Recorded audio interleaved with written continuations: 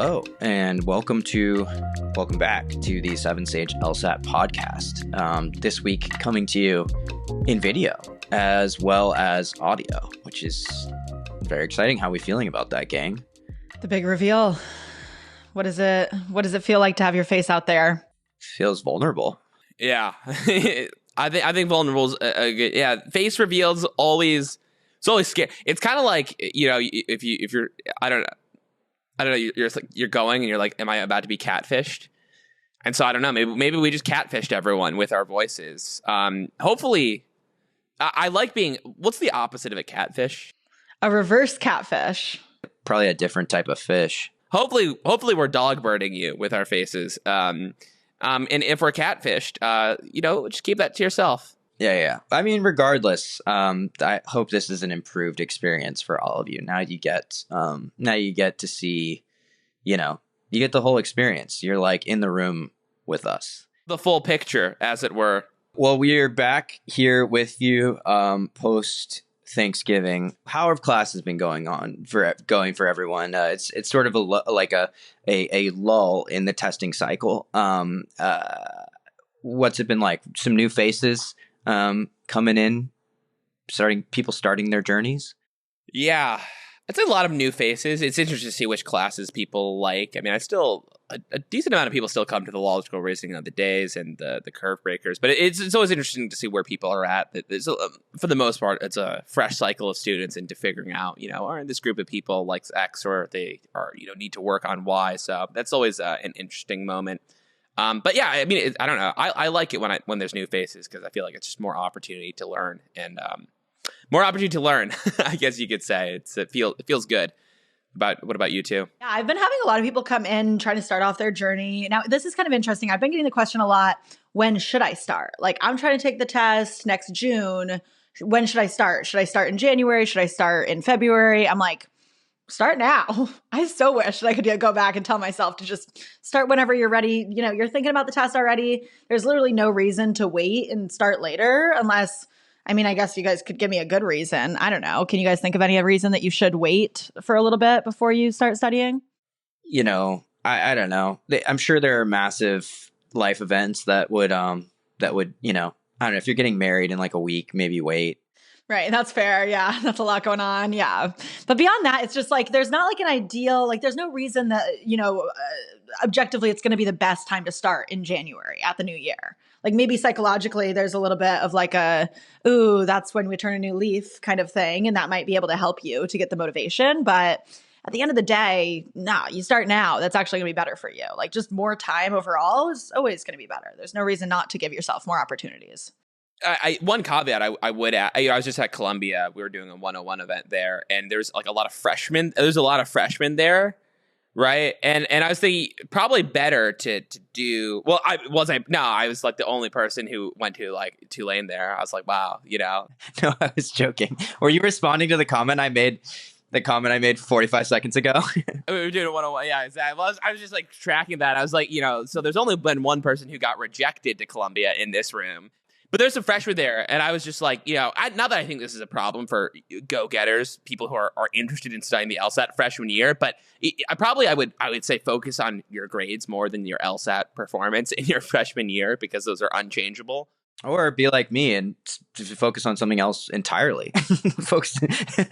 Be a bad student, do things that you'll later regret. You focus on whatever you need to do, but you're a freshman at that point, yeah. Seal your fate early and in the wrong direction. Yeah. The point, no, you're never sealing your fate. The point is, if law school is on your mind, then the most important thing you can do as a freshman is frankly other things, right? Studying. I think I agree. There are situations where people want to start studying for this test when they are undergrads, like before their, I don't know, senior year. Like, is there any reason to start? I was going to say there's like that junior deferral program. So it depends. If you want to go to a school where you specifically apply when you're a junior and they want you to wait and come in after, like, so you're not going straight from, like KJD, kindergarten to JD. There are programs like that. So you might want to look out for that. I have some people who have taken my in-person classes that are juniors in school, and I give them props. Like, I'm like, oh, that's awesome. If you want to just get it done this year and then not have to worry about it next year, I think that's cool. But if it's like you're putting yourself on some sort of timeline because you feel like you have to do it junior year and like you're adding all this extra pressure, there's literally no reason. You don't need to be doing that. Yeah, if there's a program that for which you have to take it as an undergrad or as a junior, then you should, then that's your timeline. Otherwise, like, I really think that probably junior year is the earliest you would want to start studying for this. And frankly, like, I don't know. I wouldn't personally start studying until my senior year. Until you're 31, right? Yeah. Way later than that. Well, as we know, because there's an LSAT question that covers this, being 30 does not mean you're not an undergrad. You to make that assumption. Yeah, we don't know that. In my case, it did mean that. I was not an undergrad at 30, but, it doesn't, those two things are not mutually exclusive. Is that the art program? Like North American art students? Yeah. There's that one, the North American PhD. And then there's another one. I think I was just looking at it. It's just about like comparing a group of college students to a group of older people. And then one of the things that's going to do we even know if these college students are younger than the old people? We don't know. College students could be any age. It's so broken brained when you're talking to LSAT tutors and they mention like tangentially mention one tiny element of a problem. You're like, oh yeah, question, and then everybody knows what we're talking about. Yeah, and then everyone knows. It happens all the time. Yeah, I think we've landed on a good discussion piece, which is just like when do you start, right? And yeah, I think that like the short answer is as soon as possible. And but another thing you want to assess that's like useful to know, I think, as you start is having realistic expectations, for how this should go. I think pretty much everyone comes in with unrealistic expectations. I know I did. I think most people do. I did. Yeah. What pieces of advice would you give people in terms of what they can expect as they start? Henry? Expect the unexpected. Sure. No. Yeah, I think some sage advice to expect the unexpected. I honestly, in terms of expectations, there's gonna be highs and lows, of course. I mean, this is just true of anything. There's gonna be highs and lows. Like a low point doesn't mean you're stuck there, and a high point won't mean that you're gonna be up there forever too. So, just anticipate that there's gonna be walls, and we've talked about hitting walls and plateaus too. So there's that. But I mean, maybe I could try it in the more positive direction where there's a lot of like, oh, is it possible to go from a 140 to a 170? Or is it possible to go from 150 to 165? Now, sometimes that's added with the qualifier of like in 2 weeks. And usually the answer is probably like no to that. But just because you start with a score, that doesn't mean you're going to live in that score forever. I mean, my starting score was pretty low. I shouldn't say low, but it was comparatively low to I think a lot of people who teach at 7Sage. I had 149, I think. To begin, and then obviously ended up much higher than that. And so I think that is one element of like an unexpected thing, which is just, you take your starting diagnostic, doesn't really tell you too much about how you'll end up. And then also too, I guess the other thing, not to keep on talking, but like you're going to look at an explanation, and maybe we were talking, this is kind of a reference to last week. You'll look at an explanation for something and it'll seem wrong to you, whether it's in a forum, whether it's on 7Sage, whether it's or any other service. It'll seem like a bad explanation, or it doesn't actually cover it. And usually that's a sign, though, that the explanation's not wrong, but there's something in your thinking going on there. So like, just use that as a springboard. Be like, okay, well, wait a minute. This seems like a wrong explanation. Why is this wrong? Yeah. Sometimes they are. Right. No. Sometimes that is true. Sometimes they are. Not on 7Sage. Usually on 7Sage, like for the most part, unless there's something we've overlooked, they're pretty sound. There's other places where you will get an incorrect explanation. Right, but yeah, I mean, when they write an explanation, there's like they're aiming for the 900 people out of the 1,000. Now, if you happen to be in the one of the 100 people who maybe it's not directed towards, or this explanation isn't totally fitting for it, I mean, there's a ton of you there, so it's not like there's something wrong with you per se. It just means that there's a gap between your understanding and I would say, approach it with curiosity, right? Approach it with curiosity and say, well, what about this seems wrong to me? Maybe I need to go back into the fundamental element of whatever curriculum I did. So I don't know. I think those are two elements which are pretty common, I'd say. I don't know. What do you think? That's valid. I mean, because a lot of what I had to unlearn and then relearn in my LSAT process was understanding that just because, this question, like I really thought that I was right here. I thought that this was the right answer. I was super wrong. The explanation doesn't vibe with me.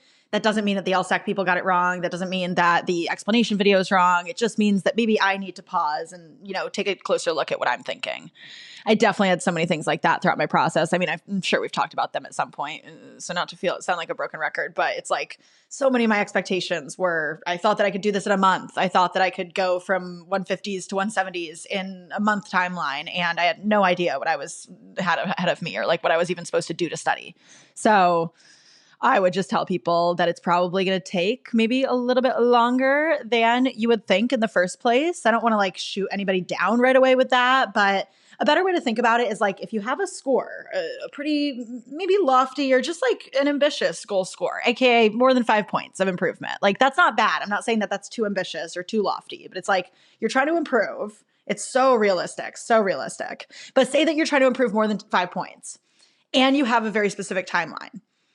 If those don't match up, you might have to make some sacrifices. So I think just think about that. It's definitely true. Most people have a more, I would say, more flexible timeline than they actually think they do. There are some people who have, like, think about what's the rationale for your timeline, right? Is it I am a parent who is juggling multiple jobs, who has kids home, whose kids are going on summer break. So I need to finish everything because I need to take care of them in 3 months. Well, that's okay. That's a timeline. Not rational. Get it together, right? With that enough. That's not what I'm saying. That's I'm not saying where Alex is going with it. Exactly. That is an example of like real world things that like will, are totally reasonable to say, I need to get it done by this point, right? For the most part, a lot of people fall into a situation where like they feel like they have a really firm endpoint, but it's really more about how long they want to study for. And there's nothing wrong with that, right? But what you need to evaluate is the timeline more important to me than the score, right? And so that's the question you have to answer. And either way is totally reasonable, right? If it's like, no, I have these real things I'm going to, I don't know, join the Peace Corps in 4 months. Like I need to be done by this point. Okay, great. The timeline is inflexible. But if it's just like, I want to focus on something else. I just want to be done with this. I want to enjoy my summer break, whatever. Just ask yourself, is that more important than what my eventual score is? And if it isn't, then just plan accordingly. Like, then it might, you were probably going to end up needing to study longer than you think, because that's just what happens with most people. It might not be the case for you, but it probably will be. It was for each and every one of us. And 90% of people that we know, right? Yeah. I mean, I thought 1 month, it ended up being a year and a half. So there you go, right there. But I'm so glad that I didn't give up, right? Like being on the other side of this thing, there's no point that I would tell my past self to give up or like, okay, you just should stop the timeline now. You wouldn't be here. I wouldn't be here. Exactly. Moving on from that, because there was something that we were talking about, and it's been coming up a little bit, which is about like LSAT vocabulary. And learning vocab. And I guess you could work in this, not the best bridge, but I guess you could work this into like in terms of expectations, which is, one, you should expect that you're going to encounter some words that you're probably unfamiliar with, and also expect that you're going to feel senses of, injustice, a sense of injustice that the LSAT would dare ask you a question with a word that you're unfamiliar with. Yeah, I think the kind of frame we can put on that is like when you're at the beginning, one of the things you have to figure out are like, what are the things that maybe feel like totally unimprovable to you? And what are the things that feel improvable? And which of these are actually accurate, right? Like, the logic might feel impenetrable to you. Like, just to reference, like, not logic games are no longer on the test, but for many people, when they first saw a logic game, it's like, I'm never going to be able to do this. And of course, like, no, that is a learnable skill. The things that remain on this test, conditional logic, it might feel very daunting, but it is very, very much improvable. There are some things that are sort of, I would say, on the peripheral that maybe people put too much, think that they should be improving that are a little bit less realistic. I think number one of those that we're sort of hinting at and that we've talked about before is like, how do I improve my general vocabulary? Because you are going to run into words that you don't know, pieces of knowledge that you don't have. And the short answer to that is like, I mean, read books, have conversations, like that will improve your vocabulary. But like, you can't really do like a targeted vocab improver over the amount of time that we're talking about that will like rule out you seeing words that you don't understand. You know, it's not where you should focus your efforts, I would say. Do we agree? Yeah, I agree. It would be supplemental, if anything. Yeah. It's good to read books. You should read books. That's an end in itself. Right. Always helpful. Always. Yeah. I feel like I got really frustrated with this in a lot of parts of my LSAT progress because I just kept reading online that it's like, well, you know, there's no vocab that they're going to give you that you have to memorize. So they're supposed to give you kind of the context to figure out what any word means. And I think that's true to some extent, but I do think there's certain words that just, if you have no idea, zero connotation for what it might mean in that context, then you might be kind of at a loss. And the way that I've worked around this is just treating those words like a blank. Honestly, like, yes, I kept getting frustrated that I didn't know those words and I kept trying to learn those words and I would like Google LSAT vocabulary list, but there's no exhaustive list from LSAC. You just got to treat it kind of like a blank in the space that it is. So what I try to do is just kind of check in on the part of speech. Is it a noun? Is it a verb? Is it a modifier? What's it doing in the sentence? And then I'm just like, okay, a blank something or other. And then I continue on reading. I try to get the context from around it to, you know, add to what the meaning is. But honestly, a lot of times if you treat it like a blank, it's not going to change too much. Just like it is a noun of some sort. Let's grab the context. You'll be fine. Yeah. I mean, if you don't know the word, you can get it's sort of do you want a single fish or do you want to learn how to fish? You know, that's the question, right? Do you want me to hand you the definition to the word? I don't know. Yes. Defenestrate or do you want to learn? Wait, I think I know that one. Don't say it. Don't say it. Don't. All right. Well, okay. What is it? Is it to throw somebody out a window? Yeah. Yes. Or maybe it doesn't have to be a person. I think it's to throw a person. I think if you've been defenestrated, it's a person. Yes. Wait, so you're looking it up? No, I knew that one. I really knew that one. No, I thought you were confirming it when you said it does have to be a person. I thought you were looking at the definition. But the defenestration of someone, it was a famous defenestration. It's Prague, defenestration of Prague. Oh, I don't know what this is. I mean, a good thing to be is just like curious. If you do encounter word, I mean, this is a good habit to have, but if you ever encounter a word that you're unfamiliar with, whether that's on the LSAT or in real life, I mean, that probably happens a decent amount. Just look it up, look up what the definition is, try to work it into your, the common parlance. Yeah. Talk about different, you're going to be saying defenestrate left and right. Yeah, exactly. Wow. Now, from here on out, every time you throw someone out of a window or get thrown out of a window yourself, you're going to be thinking, oh, I was just defenestrated. Yeah, but even those definitions will help because those definitions might use words that you're only partially familiar with. Or you'll start making connections. I mean, one thing just to speak to what Bailey was saying too about leaving it as a blank is that often what you'll find is that words can be replaced and the argument will remain the same. And so I remember someone, I think it was something to, I forget what the word actually was, but it was like disdain for seniors. It was a sufficient assumption question where you needed to complete the argument. It's disdain for seniors. They're like, I don't really know what this word means. Like gerontphobia? Yeah, literally. Well, yeah, exactly. Okay, Mr. Webster. I'm just putting together roots. I don't think that's a word. Alex is reading, a Roman, a book on ancient Rome. So we're very into Latin etymology right now. What is your book? Yeah, Roman Empire book. It's very entry level. It's nothing to brag about. Okay, go ahead, Henry. Yeah. But the thing is, like, if you consistently replaced the word disdain for lust, which obviously mean two different things, like in your place, this is an argument about lust for seniors. Actually, the argument worked exactly the same, which they knew about. You'd be a gerontophile. Yeah, gerontophile. Thank you so much. That's so helpful. A gerophile. Yes, exactly. But it was funny because it's like if you just replace it with something a word that you knew, actually the argument was much more accessible to them, and it read the exact same way because you're consistently replacing the term. So and synonyms don't. I mean, synonyms are a thing on this test, but they honestly, I feel they don't come up as much, right? Where usually if they say a word, they just reuse that exact same word, right? It's very rare that they say like, oh, therefore this is a hard thing to do. And then there are premises that say it's difficult to do. They'll just say this is a hard thing to do. Conclusion, this is a hard thing to do. So that's why, obviously that's a general rule of thumb. But yeah, I think just speaking to what Bay is saying, it's like if you read it as a blank, or you can just change the word itself. And then usually, at least in LR, it doesn't matter. I agree. No, I do the same thing in RC for sure to like kind of read around it. I think so many people get thrown off with words in RC. And I think worst case scenario too, people get really thrown off in words in RC with those answer choices that like the answer choices aren't too many words. Maybe it's just talking about the author's attitude towards something. And like, you know, every answer choice is just 2 words. One of them is a modifier to what they are. It's like, you know, frustratingly bored. Or, well, that wouldn't really make sense. But like something like that, people get really thrown off with not knowing one of those words in an answer choice where there's only a couple words in each answer choice. Even then, I'm like, well, number one, definitely don't eliminate an answer choice just because you don't know what it means. That's not a good thing to do.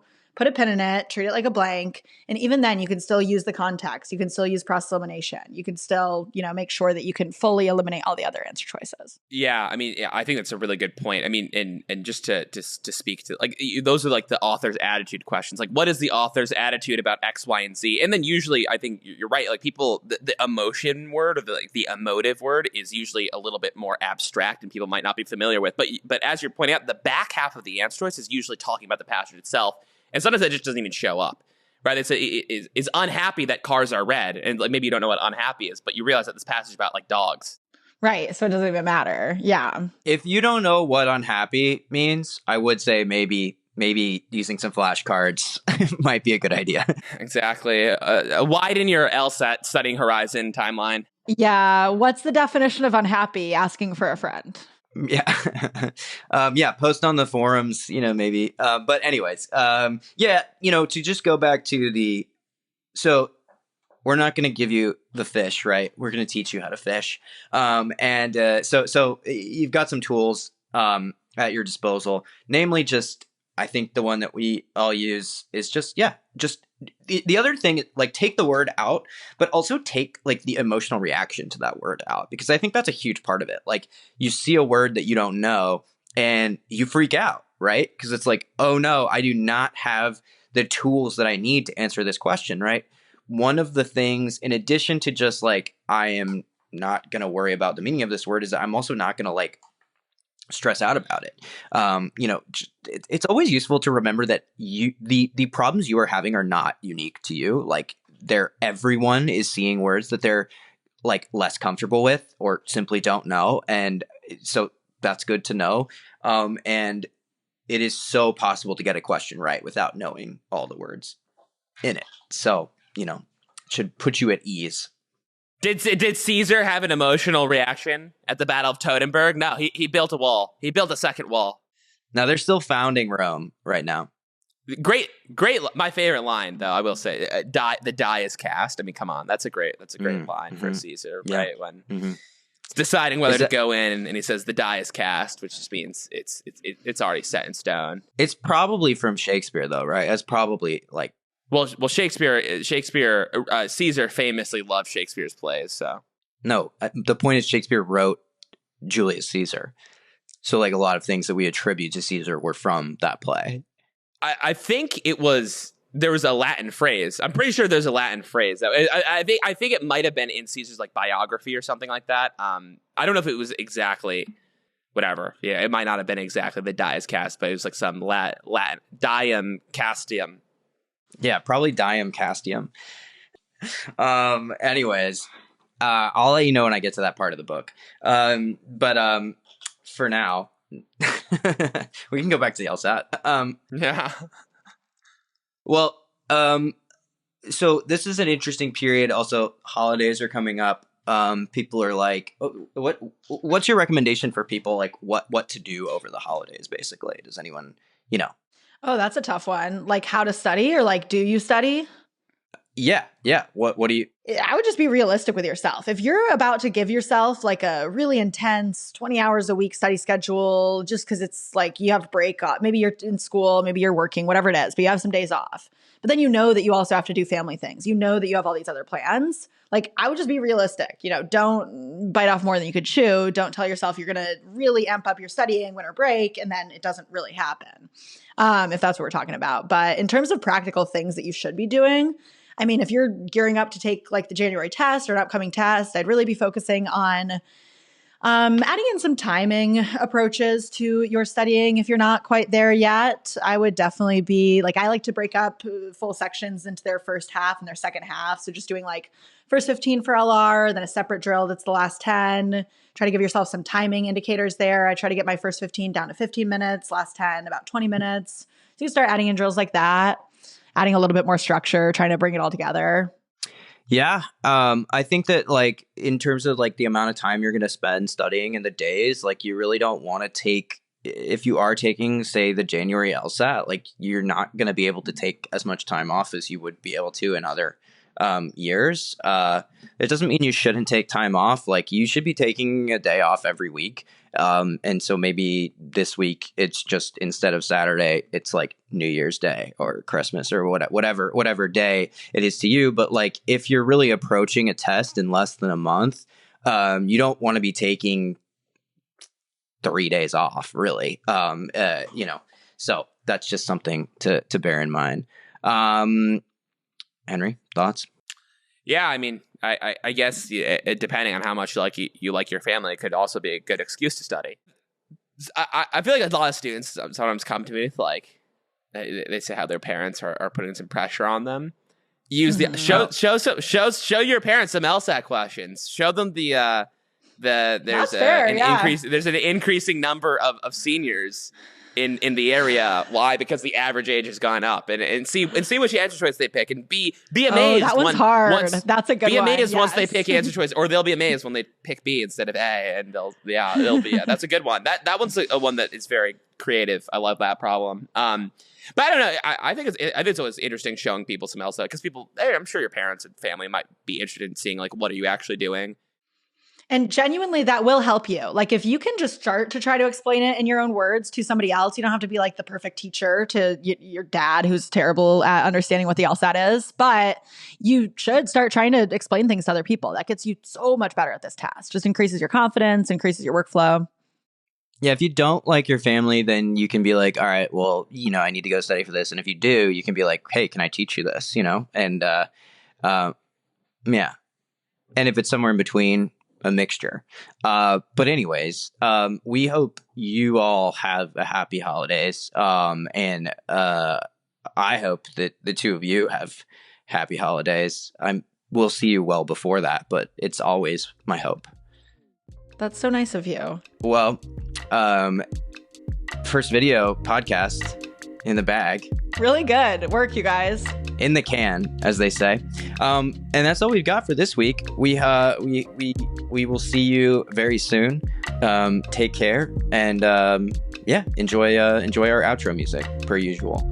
Bye. Ta-ta.